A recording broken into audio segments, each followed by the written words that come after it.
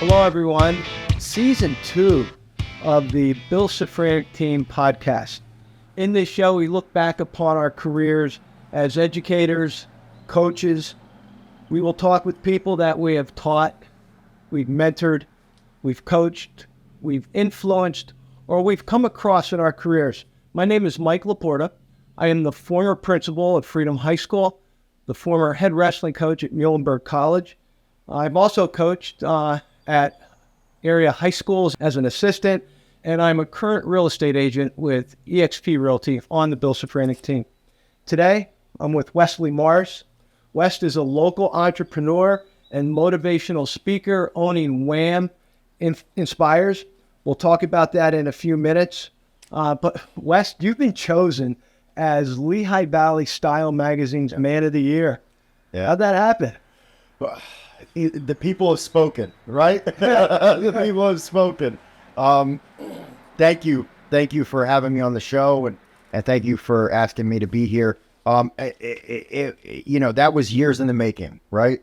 Just constantly being influential, being positive, pouring into people, and I got nominated, and then a whole bunch of people voted for me, and it's been an incredible honor ever since. That's amazing. Yeah. That's amazing. Yeah, you see that in the magazine and you say, hey, I know that guy. Look, I look at it, I'm like, I know that guy. Yeah. Our paths crossed a long, long time ago. You were a high school wrestler. Yeah. And I was helping out as an assistant coach. And to say that I was not aware of your childhood story is an understatement. That story morphs into something that, to be honest with you, I struggle putting into words. So I'm going to let you do it. Put your experience into words for our listeners, our viewers, ultimately sharing, how you turned despair, literally despair, into hope, and the ability to influence. Absolutely. And let me just say thank you for being that coach. Coaches make such an impact on kids' lives. And you may have not known it in the moment, but here we are 20 years later, and I could vividly remember your presence in my life for that small period of my life, right? So thank you. Thank you. And, I was supposed to be a farm boy. My family still owns a 365-acre working farm in Bloomsburg, Pennsylvania to this day. And a lot of the principles that I learned from the farm, I carry into my life today. One of which is, you reap what you sow. So the harvest is in the perfect time. And the seeds that you plant today, you will reap in the perfect time of the harvest. The other thing is that nothing ever grows in toxic soil. So it's important for me to monitor the environments that I'm in and the soil that I'm planting these seeds of my life. And then we moved to the Lehigh Valley in 1986, and my mom set out to be an entrepreneur. She opened up her own massage therapy business, and I thought I had a normal life, right? I played wrestling. I wrestled, played football, baseball, had all the materialistic things that anybody could ever want as a kid. But there was something different, and I realized there was something different when I was 12 years old. When I was 12 years old, it was February 17th, 1997, in Hellertown, Pennsylvania. I come home from school, from wrestling practice, and the state police detectives have my whole house surrounded. And I'm sitting there, scared, confused, not knowing what's going on. And I see my mom get carried out in handcuffs for running a prostitution ring out of her massage therapy business. And I was crushed. I was absolutely devastated. I began to fill with anger and resentment and confusion. And, look, it was a tough time in a small town. And I quit wrestling. I quit all the positive things in my life, and I went down a dark path. By the time, I was 15, I had my first DUI. By the time I was 16, my sister turned our house into a crack house. It was devastating. There was, people having sex in my bed. It was just absolute chaos. And when I was 16 years old, I went back to my first love. And my first love was wrestling. It was wrestling. It was the camaraderie. There's a guy, his name's Rocky Chunko. I don't know if you know him. I know Rock. Rock, he was that guy that believed in me when I didn't believe in myself as a young kid. And he was the first positive male role model in my life. So at 16 years old, something told me to go back to wrestling. And, I had taken 3 years off in the wrestling world. That's like an eternity, right? I had missed so many skills and developments, but I got back in the room. Andy Cuck was the coach. You were the assistant. And, I wasn't the greatest, but I showed up every day and I gave it my all. And 50% of success is showing up. You can beat 50% of people simply by showing up consistently. 40% is having a good attitude. So 90% of success is showing up every day and having a good attitude. And that last 10%, that's a dogfight. That's a dogfight. You're going to have to want it with everything in you. So that's what I did. I showed up every day and I brought a good attitude. And, but still never addressing the internal issues of my childhood, which a lot of us don't. A lot of us just go through life and don't realize why we do what we do. So at 23 years old, I had lost my license for 22 years as a result of 3 DUIs and 7 underage drinking charges. And I played the blame game, so it's this town. It's these people. It's her fault. It's everyone else's fault but mine. And I moved to Philadelphia, taking me with me, running away from my circumstances. And long story short, in Philadelphia, I became a hopeless, homeless heroin addict in North Philadelphia, selling bottles of water in the middle of the street for $1 a piece. I was 50 pounds less than I am right now. I was malnourished. I was dehydrated. And I was broken spiritually. And one day, I dropped to my knees and I prayed like I'd never prayed before in my life. And it was the most humble prayer that I've ever said. And it was just, please, God, help me. And then I began to change. That's the beauty part. As human beings, we have dominion over all things. We have the ability to choose the life that we want. Your dog can't be anything but a dog. But human beings have the ability to choose. So I made a decision that I was going to change my life at 27 years old. And it was a decision that I made with my heart, not just with my head. It was a decision that I'm going to do whatever it takes in order to never go back to this lifestyle. You and I talked about the challenges of recovery and those demons knocking on the wall every now and then. And to my surprise, you identified those demons as anger, resentment, and your challenging of your own self-worth. Explain it. All negative emotions,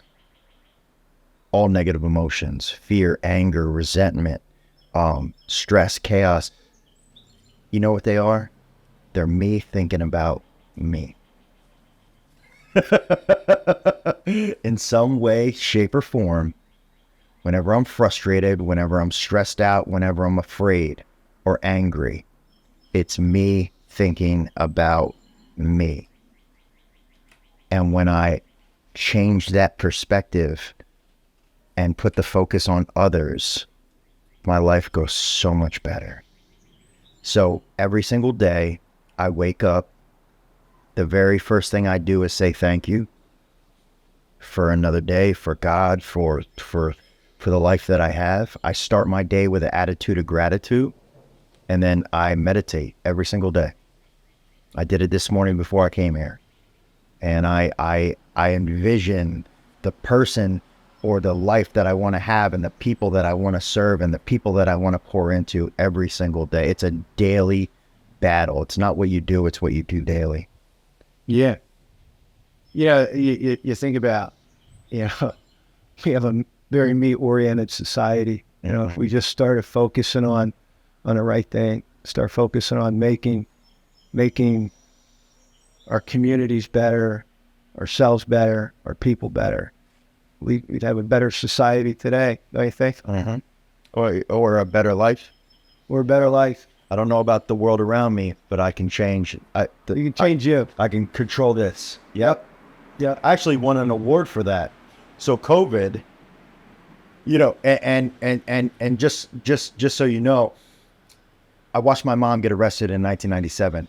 I watched her stay in the same business and underneath the same name in the same town and fight and say, I'm going to show my kids that you can fall down and you can get back up. 3 years later, I come home from wrestling practice and she says, Wes, I want you to meet somebody. So I'm sitting at the desk and I look to my left and there's Donovan McNabb, the head quarterback of the Philadelphia Eagles. My mom went on to be the head massage therapist for the Philadelphia Eagles 3 years after the most embarrassing thing of her life ever happened because she fought and stayed and grinded resilience. We were talking about perseverance and resilience. Most resilient woman I've ever met. So at 27 years old, I get this message that says, go help your mom. Go help my mom. At the time, I was an iron worker welder with ego.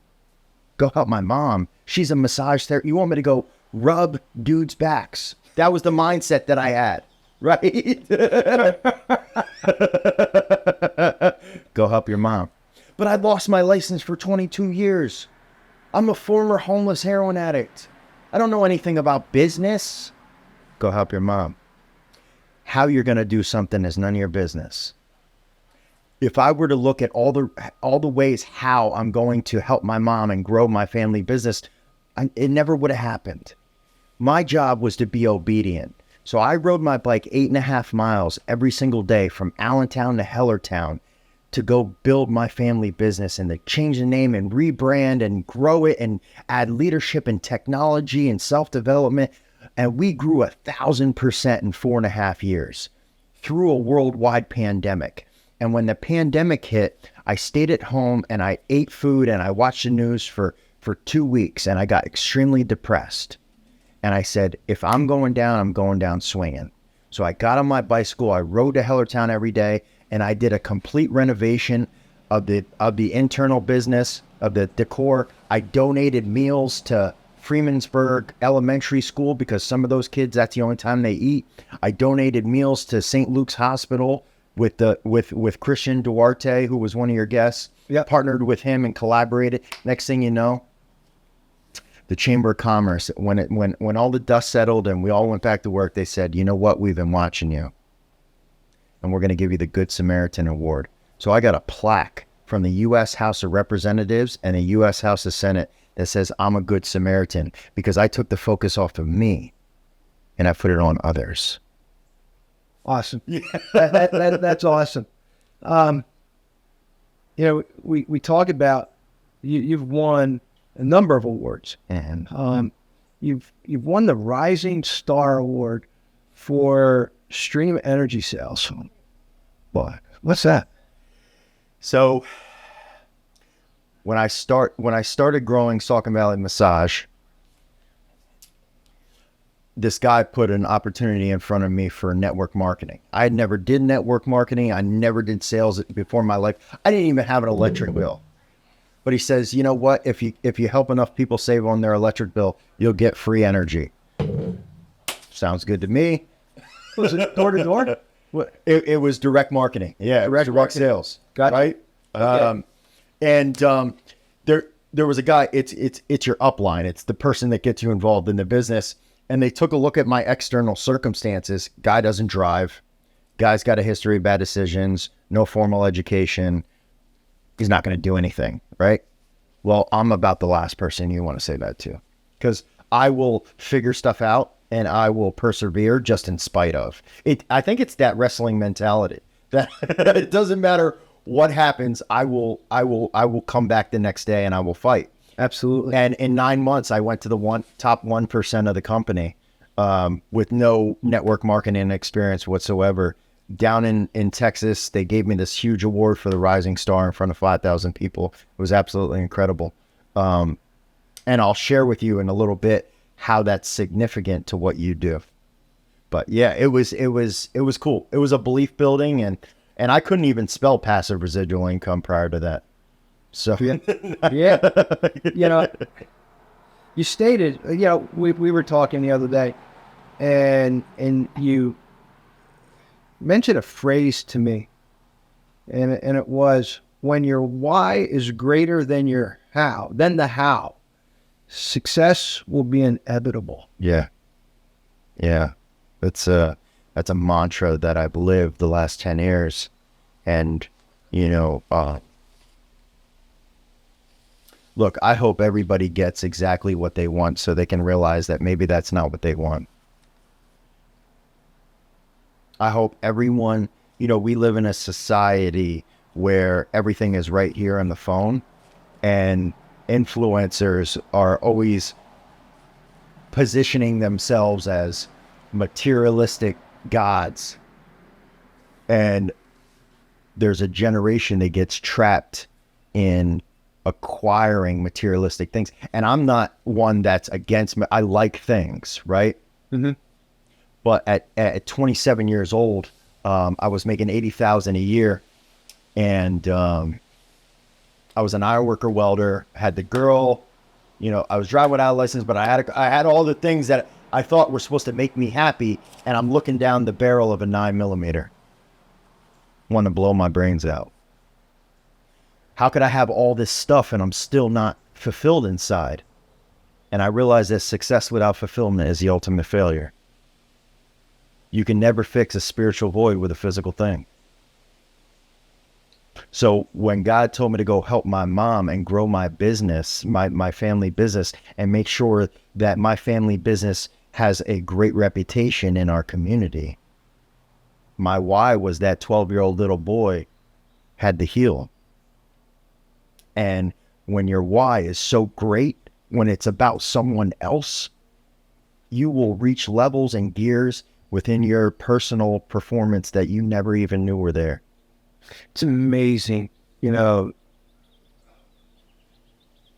it into words here, the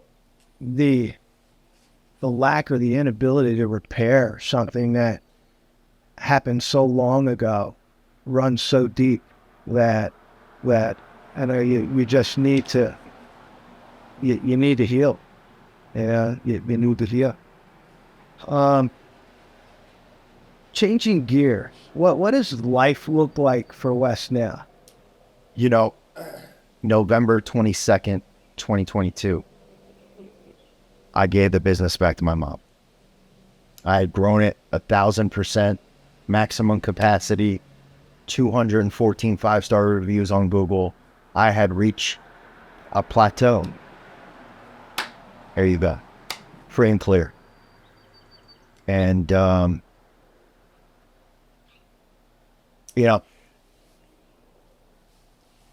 going to be a nationally renowned inspirational speaker, teacher, trainer. I go into organizations and I help them to create culture, to increase their influence. I help organizations implement AI technology into their business so that they can leverage time, efficiency, resources. And most recently, I've developed a vision. So there's a nonprofit in South Carolina. It's called Fire Pit Ranch. And the mission of the nonprofit is they mentor young boys that grow up without fathers. Very near and dear to my heart. Because I think as a society, we need leaders. We need men in the household.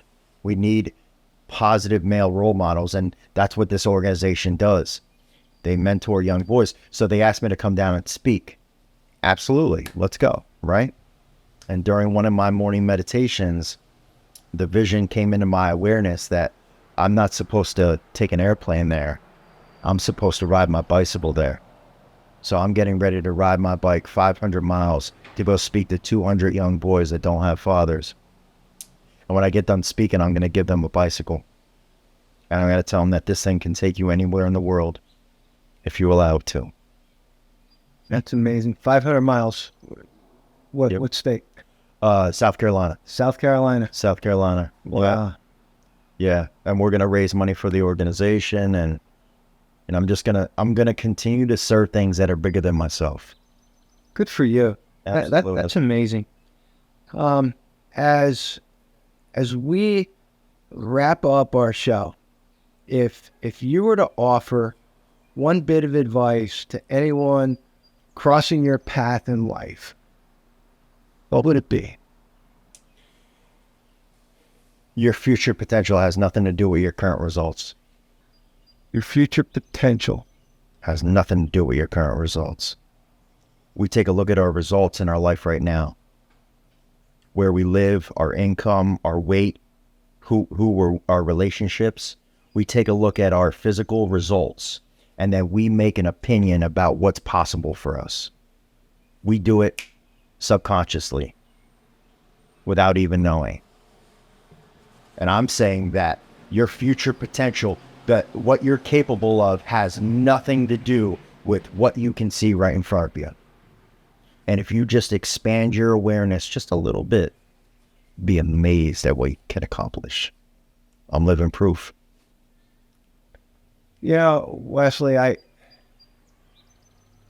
your story is amazing. You know, who would have known? Wouldn't know. Who would have known? You know, and thank you for making your story public, because it's not an easy story to share. No. It's not an easy story to share, to you know, expose something that one could perceive as very embarrassing, you know, very just incredibly self-reflective on your part. And thank you for sharing it to me, making me a better person just hearing your story and taking something from it.